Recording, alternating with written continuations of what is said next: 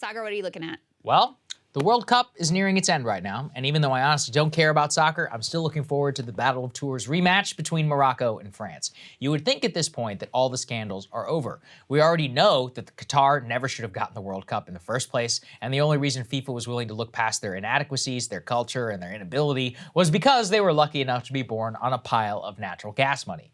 But even now, today, more than a decade after the initial bribery, which we have well documented here, took place, there's still more. So let's dig in. The entire European Parliament was stunned yesterday when Belgian authorities seized some $600,000 in cash from a member of the EU Parliament as part of a broader investigation into Qatar buying influence in Europe in support of its World Cup status. The charges hit 4 separate EU Parliament members and affiliated people and exposed even more corruption in the ongoing saga. The bribes appear to have been paid in part to secure visa-free travel to Europe for Qatari citizens as some sort of reciprocity, which was about to be voted on in Parliament. Belgian prosecutors said, quote, "Third parties in political and/or strategic positions within the European Parliament were paid large sums of money or substantial gifts to influence Parliament's decisions." Qatar immediately denied the accusation, but the emerging facts are damning for them and for the EU Parliament as a whole. The allegations center around Eva Kaili. She is a vice president of the EU Parliament who was stripped of her duties in the legislature and within the Greek Socialist Party. In fact, she now seems actually took and gave a speech in the EU Parliament previously, hailing Qatar as a, quote, front runner in labor rights, and said other European Parliament members who were criticizing the country, quote, accuse everyone that talks to them or engaging in corruption, but still takes their gas. She might have been right on the gas run, but it turns out she was actually literally getting paid when she made that statement. Incredible. The details of the crime are hilarious. She was literally detained with, quote, bags of cash and was brought before a judge under a charge of being caught basically red-handed. The total amount of cash seized includes 600,000 euros at home, several hundred thousand in a suitcase in a hotel room in Brussels, and another 150K at her house. Her own father was seized leaving a hotel room with cash in a suitcase. Qatar, for the record, says it had nothing to do with bribing her in this incident. But the Belgian prosecutors allude to a, quote, Gulf country, and the Belgian media is clearly reporting it without any pushback from the Belgian state.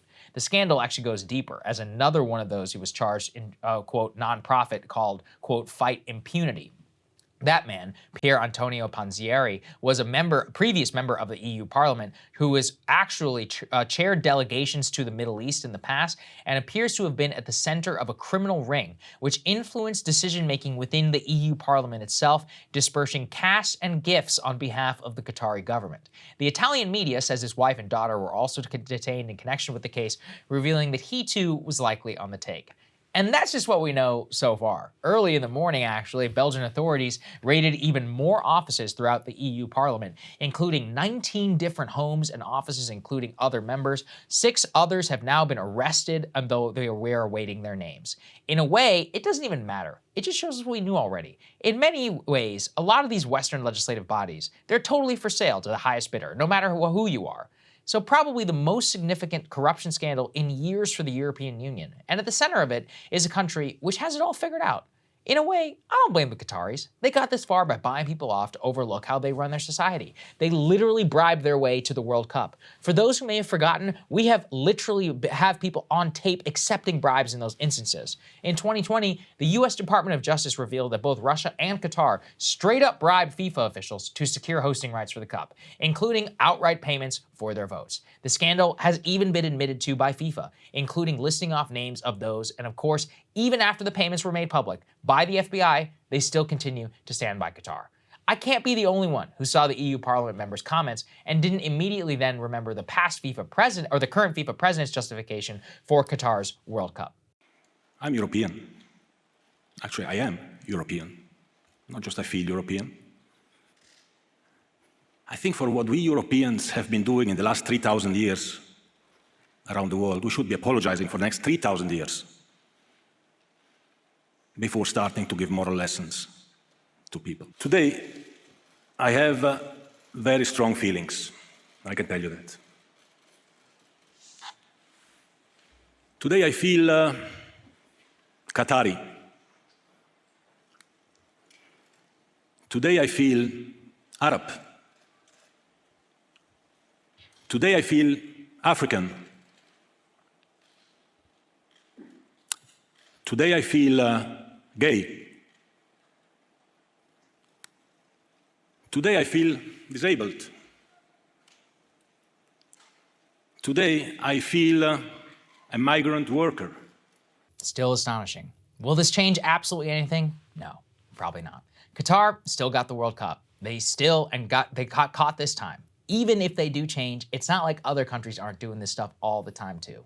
The only way it could really change is with us. I mean, it's just kind of stunning, Krystal. Like, they straight up bribed this EU Parliament member. She gets seized with all this cash in her house. And, you know, it's one of those things. Hey guys, ready or not, 2024 is fully upon us now, and Saagar and I have been brainstorming ways that we can really up our game for this critical election. Yeah, we rely on our premium subs to expand our coverage, to add staff, to upgrade the studio. We just want to give you the best independent coverage of this election, which is possible. So if you can help us out, become a premium subscriber today, breakingpoints.com, or the link is down here in the description video. It really means the world to us, and if you like what we're all about, this is the best possible way to keep us 100% independent, working only for you.